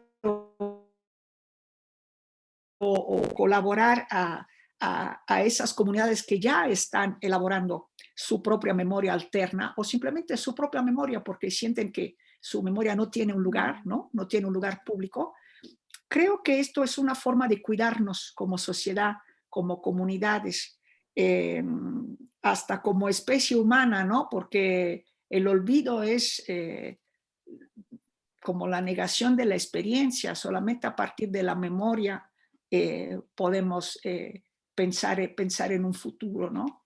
Y además el proceso memorioso de generación de memoria siempre está vinculado con nuestro presente, y ahora que nuestro presente es tan incierto, tan dramático, más se siente la necesidad en distintos grupos de recurrir a la memoria como un anclaje, como una salvaguarda, como un ancla, ¿no? Y entonces por eso quisiera aquí vincular ese tema de la memoria, de la valorización de la memoria, con el tema del cuidado. ¿El cuidado en qué sentido? En ese famoso texto de Heidegger sobre el habitar, Heidegger traza una raíz epistemológica, una raíz, perdón, filológica del origen de las palabras, donde dice, bueno, es que habitar y cuidar tienen la misma raíz. Y para mí siempre ha sido eso un concepto revelador, es decir, en la medida en que yo habito un espacio, lo hago mío, me siento cómoda, lo adapto, etc. Lo que estoy haciendo es al mismo tiempo cuidar de ese espacio, ¿no? El bosque, habitar el bosque o habitar el paisaje, es también una forma de decir, estoy aquí, encuentro la mejor relación y mi estar aquí está también dirigido al cuidado de este lugar, ¿no? A darle mantenimiento, a que se reproduzca de la mejor manera, a que podamos convivir, a que nos dure, ¿no? Si habito mi casa de una manera destructiva, sin darles mantenimiento, dejando que se acumulen la basura o las pilas de trastes, provoco destrucción, ¿no? El cuidado, en cambio, es ese proceso que está directamente vinculado con la reproducción, si quieren, con las tareas más femeninas, pero que no deberían ser necesariamente exclusivamente femeninas, que es que lo que hace es pensar en cómo reproducir, no pensar en el presentismo de que hoy lo utilizo y mañana quién sabe, ¿no? Que se destruya, mañana luego me voy a otro lado. No, lo uso para que me dure, es decir, lo uso y lo cuido para que ese bien, ese lugar donde estoy, a la vez me dure, me acompañe, ¿no? Y bueno, creo que hemos visto hasta qué grado la falta de mantenimiento aunada a otras cosas, a corrupción, a problemas de diseño, porque ahí se acumularon un montón de cosas para que se derrumbara el metro de la línea 12. Pero creo que para mí esa ha sido como una tragedia reveladora de la importancia que tiene en la ciudad el tema del mantenimiento, es decir, tener una ciudad de la que nos estemos ocupando, no solamente en términos de lo que vamos a construir, sino sobre todo en términos de cómo cuidamos lo que ya existe, cómo le damos limpieza, cómo le damos su manita de gato, digamos, que también sirve periódicamente para que no se venga abajo, ¿no? Y de esto tenemos unas carencias en nuestra ciudad, pero fatales, fatales, fatales.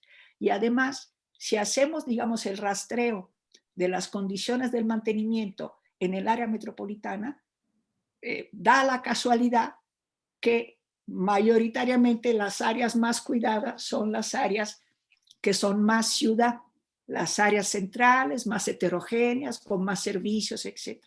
Y donde menos hay mantenimiento, y a veces es el total descuido y el abandono, es en esas áreas donde ya hay carencias de vivienda, carencias de servicios, lejanía, etc. Entonces, lo que se produce es una acumulación de las desigualdades también a través del tema del mantenimiento. En lugar de pensar que debe haber ahora sí que la misma línea de metro igualmente funcionante en Tlalpan como en Mixcoac, no, tenemos que dar la casualidad que del lado de Tlalpan se nos viene abajo y sucede la tragedia que hemos visto. Del otro lado, en cambio, la hicieron subterránea y hasta ahora está resistiendo, ¿no?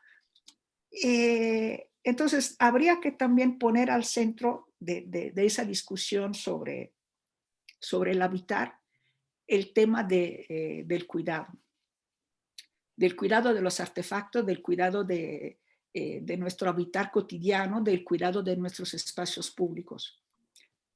Algo muy interesante, una investigación que estamos terminando sobre las banquetas en la Ciudad de México, las aceras, pues es fantástico porque las banquetas sirven para todo, casi podría decirse un poco paradójicamente, exagerando, menos que para que pase el peatón, ¿no?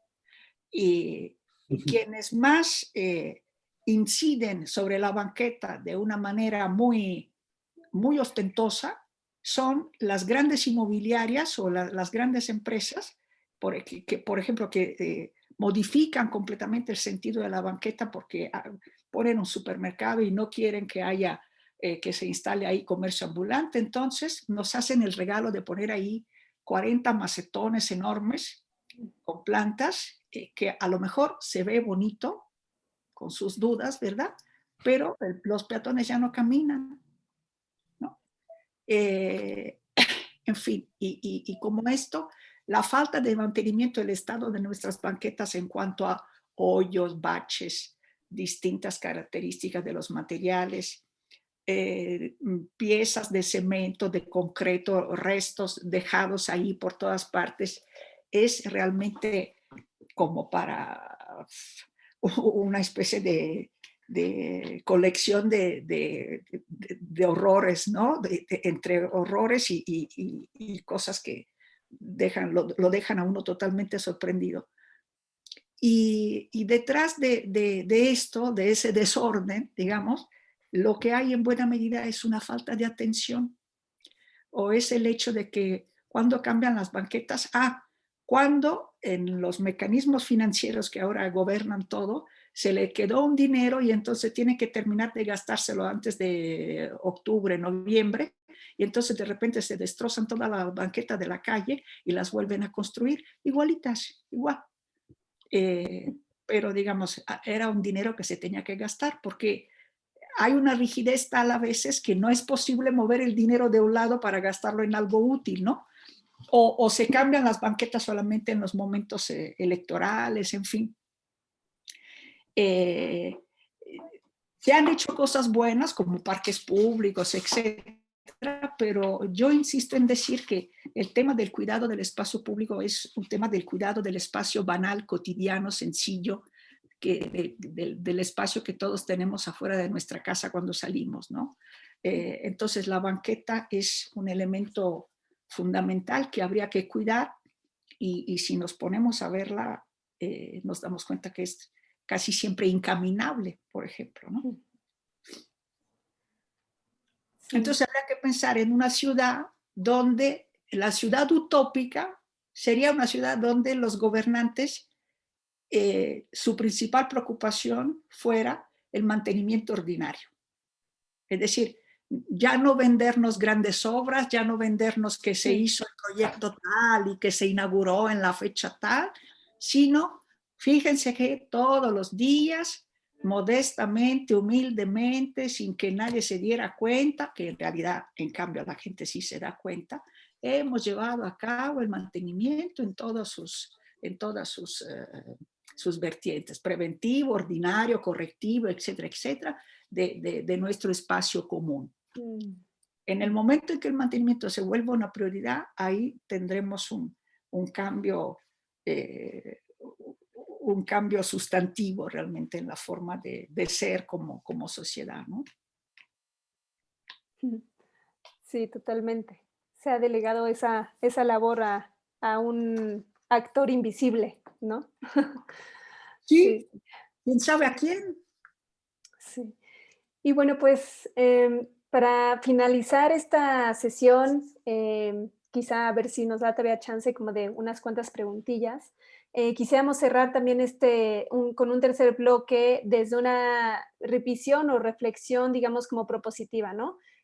Sabiendo que tanto en el contexto urbano como en el rural existen una gran diversidad de organizaciones locales que muchas veces son invisibilizadas que operan también bajo distintos esquemas de gobernanza para poder alcanzar mayor justicia y democracia igualitaria. Hay una gran constelación de organizaciones de base, movimientos sociales, grupos de vecinos organizados que tienen distintas luchas, a veces por el derecho a la ciudad, a veces es por la defensa del territorio, por la identidad cultural, los derechos humanos, etc. Desde esta visión, desde esta gran cúmulo, muchas veces de estas organizaciones invisibilizadas, ¿qué mecanismos de nuestra participación activa creen que puede abonar a fortalecer dichas acciones sociales que son concertadas? Y también cómo pueden abonar a las diversas luchas sociales que buscan una mayor justicia espacial y una democracia más igualitaria. ¿Cómo acompañar, cómo sumarnos a estos procesos?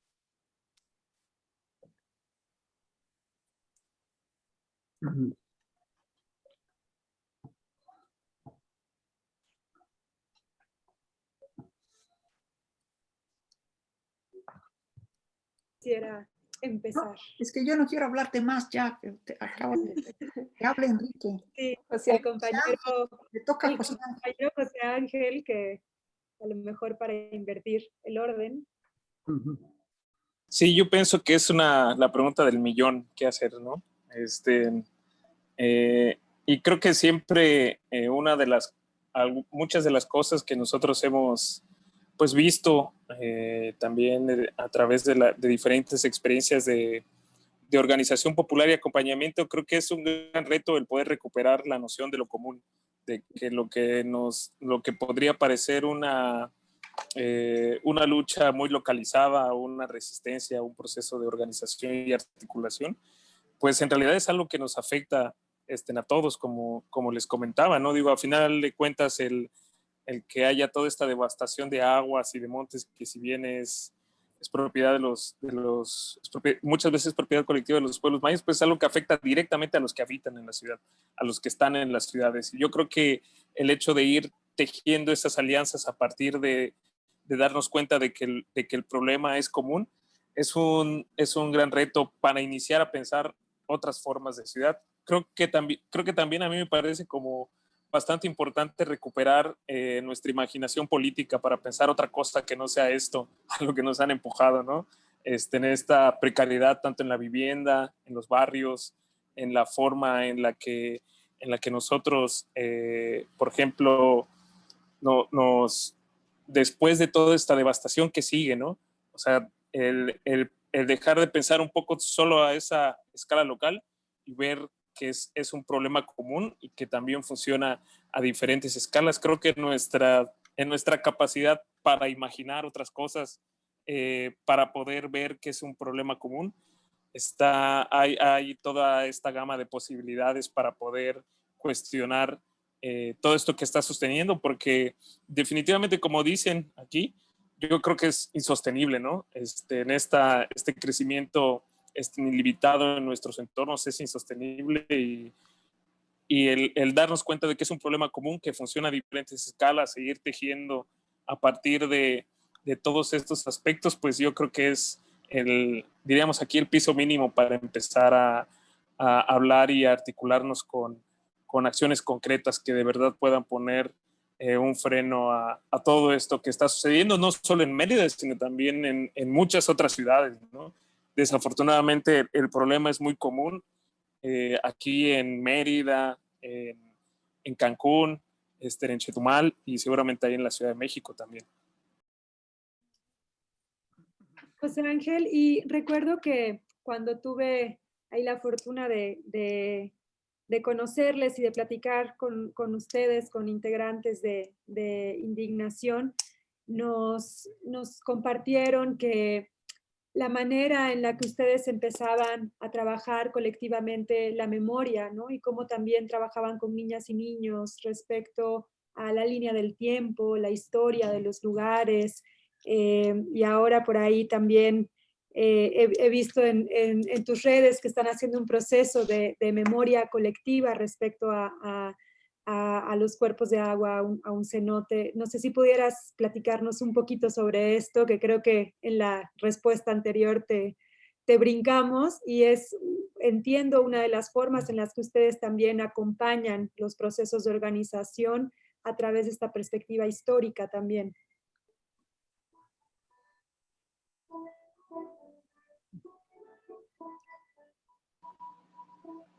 Falló mi internet nuevamente, disculpen, pero sí alcancé a escuchar. Yo creo que esa es también otra de las aportaciones que se pueden dar desde la academia, ¿no? Muchas veces, a mí yo escucho luego a muchas personas decir es que la gente no está interesada en su pasado, es gente que no le interesa qué es lo que ha sucedido, pero yo me he encontrado, y creo que es experiencia de muchas otras personas también, totalmente lo contrario, ¿no?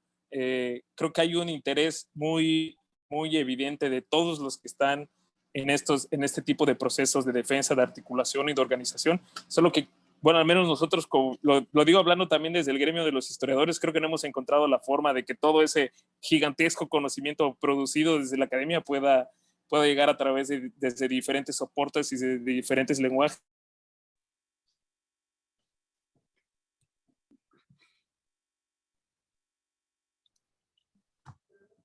Me volvió a congelar. O igual, y José Ángel, si apagas tu camarita, quizá. Ahí está otra vez. Nos Y quedamos bueno, en creo el que me quedé en la parte en donde estaba diciendo,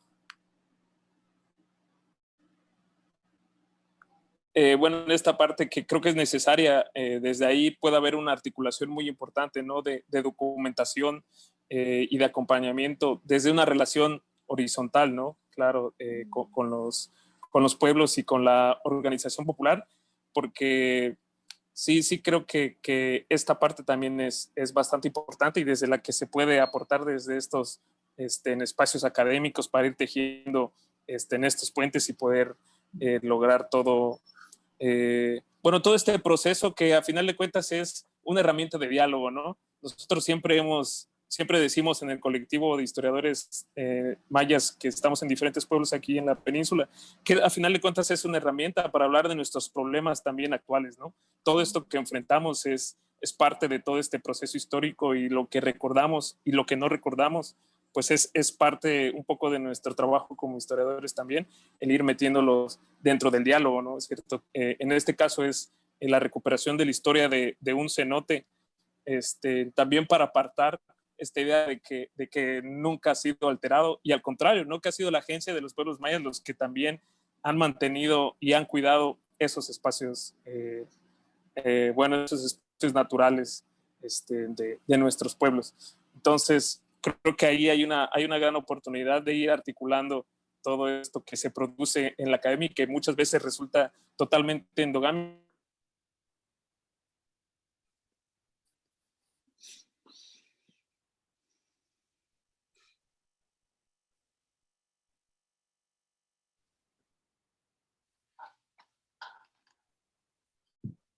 Ya volviste otra vez. Bueno, pues creo que estaba comentando eso, ¿no? En las coincidencias entre la academia y las organizaciones populares.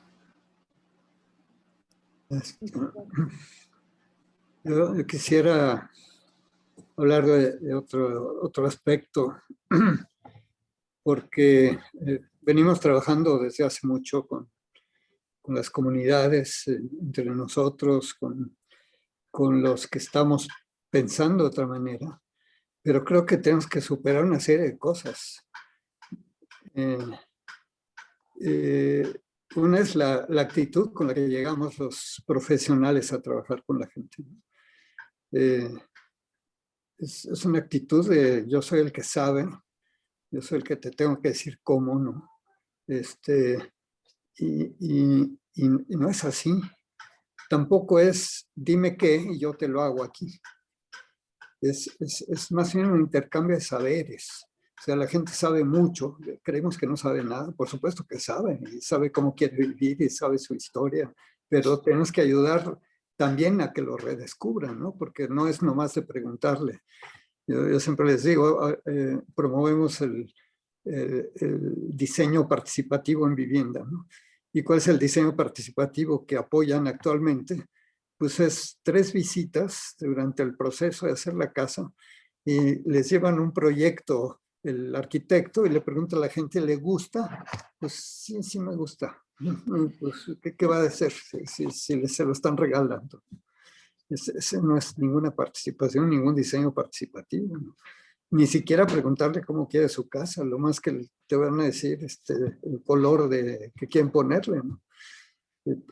No es ese el proceso. A mí me gustó mucho y es una experiencia de 1969, cuando empezábamos a trabajar, que hicimos un viaje a Sudamérica, que en México no pasaba nada. La verdad es que estábamos en pañales cuando en América del Sur había muchas cosas muy interesantes.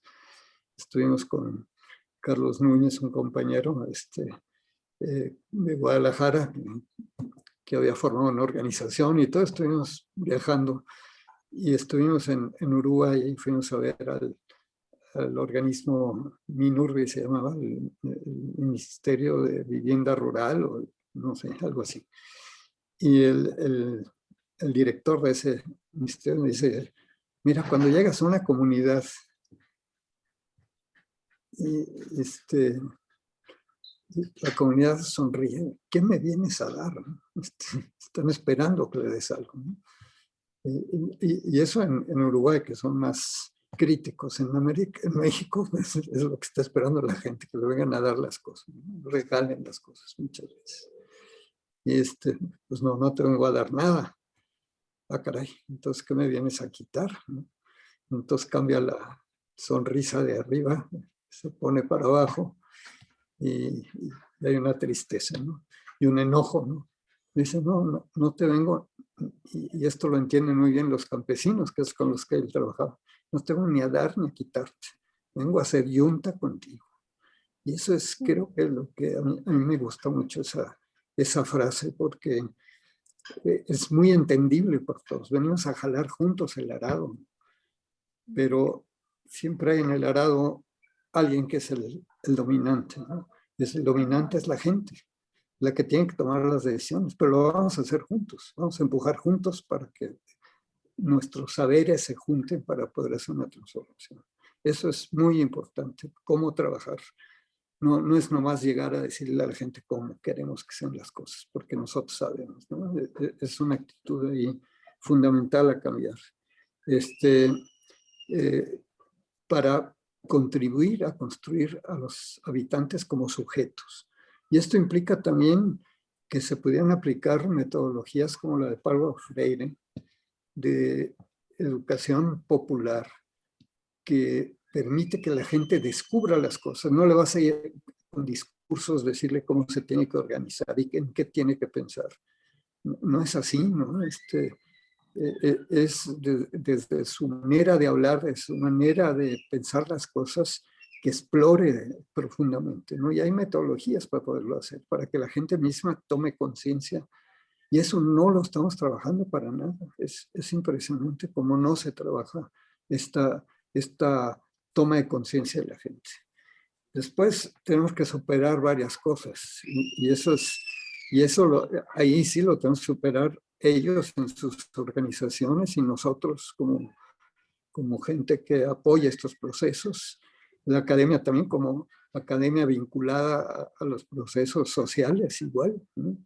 Es superar, en primer lugar, la parte que hay que superar más general es el patrimonialismo, ¿no? O sea, aquí son todos, hombres y mujeres. Yo creo que el futuro tiene que ver mucho, como decía Mariana, no solo con lo femenino como la mujer, sino lo femenino que tenemos todos. Entonces, ¿cómo destacamos eso? El futuro, ahorita lo voy a decir, pero toca muchos aspectos que tienen que ver con esta parte. Y por supuesto las mujeres son las que están surgiendo y esperamos que surjan para una transformación. Ya probamos bastante con los hombres y hemos hecho un desastre, así es que esperamos que haya una visión distinta para el futuro. Y la está viendo, ¿eh? Pero cosas que debemos superar todos es el protagonismo. O sea, esto que yo soy el bueno y yo vengo a decirles cómo, ¿no? Mi partido es el bueno, ¿no? Hablando con un compañero guatemalteco que iba a haber elecciones en Guatemala y él tenía mucha relación con los partidos de izquierda, pero había 5 partidos de izquierda. Dice, yo conocí a todos, los invité a cenar y les dije, pues, oigan, júntense, pero van a perder. Sí, pero en el mío es el bueno, ¿no? Por supuesto, perdieron las elecciones. No hubo un solo puesto que ganar. Entonces, esta cosa del protagónica nos hace mucho daño. El vanguardismo también, ¿no? Ustedes acuérdense, cuando surgieron los zapatistas, la primera reunión que hubo después de la convención democrática que hicieron ahí en Chiapas, la hubo en el teatro ¿cómo se llama? El Teatro del Pueblo. Aparecieron inmediatamente los que querían conducir el proceso, ¿no? Que no eran indígenas, sino que querían vanguardizarlo, ¿no? Nosotros somos los que sabemos, somos la vanguardia, ¿no? Los luchadores. Los mandaron por un tubo siempre y les volvió a pasar lo mismo cuando fueron al norte y lo que decidieron es encerrarse en sus pueblos y hacer lo que tenían que hacer y se olvidaron de esto. el propietarismo, ¿no? Todo lo que hacemos hay que registrarlo y es mío y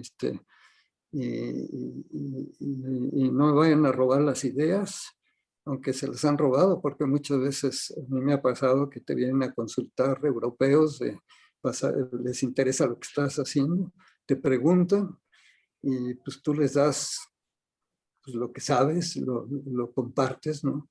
Y después ellos publican y ni siquiera te citan, ¿no? Sino que no te citan porque no tienes nada escrito, ¿no? Las citas se hacen sobre escritos, ¿no? No sobre discursitos, ¿no? Entonces es increíble, ¿no? La apropiación de las cosas cuando lo que sabemos todos es patrimonio de todos. Ha surgido en nuestra experiencia concreta, de nuestras lecturas, de nuestro intercambio con los demás. ¿Por qué tenemos que apropiarnos del pensamiento? Y todo esto está perjudicando, todo esto está limitando las posibilidades de una transformación. Y entonces, cuando yo hablo de esta parte femenina, es cómo logramos entender desde la compasión, fundamental, la comprensión del otro, que nos lleve a entender la diversidad, a respetar nuestra diversidad, la convivencia, la solidaridad, la ayuda mutua, la complementación, el intercambio. Esa es la riqueza, el futuro del desarrollo humano. No es el Producto Interno Bruto. El rey de Bután decía que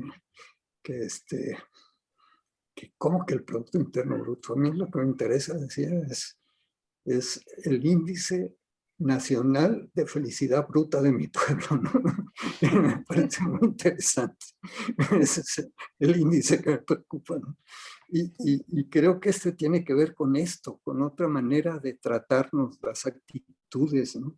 Ahorita que estamos investigando qué pasa con las políticas de vivienda y lo que está pasando, lo que sale por todos lados son las actitudes y nunca trabajamos las actitudes. Actitudes de prepotencia, actitudes de comando, actitudes de miedo a la comunidad, de miedo a la organización social. Pues, ¿cómo vas a transformar el mundo con esas actitudes? Y esto pues tiene que llevar a que la organización se fortalezca, las articulaciones con otros. A veces no nos gusta porque es una palabra que a nosotros en nuestro medio, en nuestra disciplina, se oye muy fea. Pero pues ni siquiera preguntas qué quieres decir, porque a lo mejor quiere decir lo mismo que tú quieres decir con otra palabra. Estamos perdidos ahí. La integración también comunitaria, aspectos como que hay que ensayar el don, ¿no? Donar cosas. Si tienes cosas, ¿por qué no las compartes? ¿Por qué no generas una reciprocidad, un compartir, etcétera, ¿no? Entonces son actitudes que tenemos que trabajar profundamente y que no hay conciencia de esto. Y yo creo que si esto lo logramos, vamos a poder articular diversas experiencias que, como hablamos de la producción social, que lo conocemos nosotros, que es formar grupos conscientes, articulados, responsables en un proceso largo que se le da seguimiento, que nadie te lo paga y que sí debían pagar algunas cosas, solo pagan a los técnicos y a los arquitectos, y los arquitectos creen que pueden trabajar en todos los campos y no es cierto. Entonces necesitamos trabajar de otra manera, ¿no? Y en ese sentido, pues hay un esfuerzo enorme por hacer, pero si lo empezamos a hacer podemos articular procesos que están en distintos campos, que creo que es el paso que hay que dar actualmente. Ya no trabajar solamente en nuestra especialidad, sino cómo vamos vinculando toda esta maraña que se está gestando inspirada en esta utopía en construcción que digo, basada en el buen vivir, en otra manera de relacionarnos con el mundo, para generar el peso específico que acabe con la prepotencia de unos 4 que contornan el mundo. Yo digo que si seguimos así, vamos a acabar en el organigrama de un solo señor, ¿no? Si seguimos aceptando el asunto. Vamos a cambiar el mundo en un sentido mucho más comunitario, más compartir entre todos nosotros. Es lo que yo pienso y como futuro me parece que es el camino que tenemos que emprender. Muchas gracias, José Ángel. Muchas gracias también, Enrique. Ángela, ¿cómo No, nos vamos para cerrar? Enrique ya lo dijo todo. Tal vez como investigadores ser mucho más conscientes de que cualquier proceso de investigación nos cambia y cambia también a las personas con las que estamos trabajando. Entonces, estar más consciente de eso y estar dispuestos a cambiar en ese intercambio con los sujetos, ¿no? Y aprender, escuchar, que es la parte más importante y la más difícil.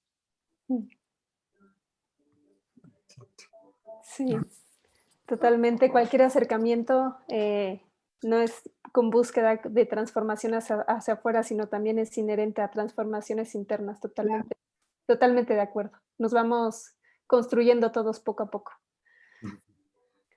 Pues muchísimas gracias a los tres, de verdad ha sido muy interesante, tan interesante la plática que nos hemos podido como extender afortunadamente un poco más para poder escucharlos ampliamente. Les agradecemos muchísimo el tiempo, el espacio y el diálogo que ha sido tan interesante el día de hoy. Muchas gracias. Coincido con Jessie, ha sido sumamente interesante. Ya llené mi libreta de notas y espero que pronto lo podamos ver colgado para poder hacer citas de todo lo que han comentado, que es sumamente interesante. Sí. No, pues felicidades a ustedes, porque están súper dinámicas, haciendo cantidades de cosas, ¿no? Igualmente, felicidades. Sí.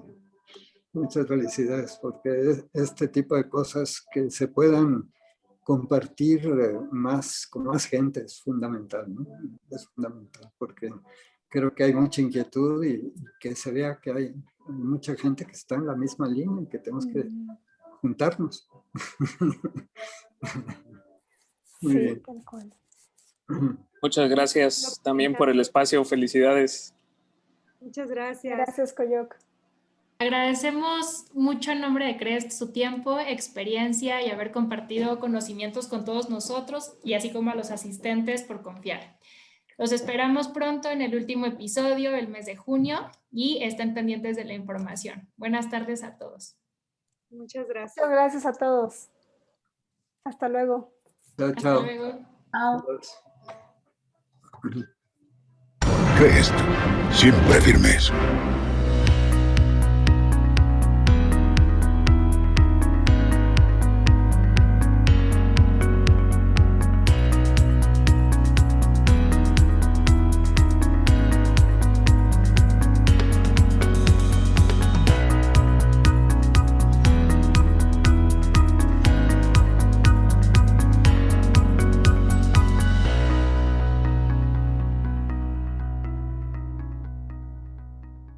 CREST, siempre firmes.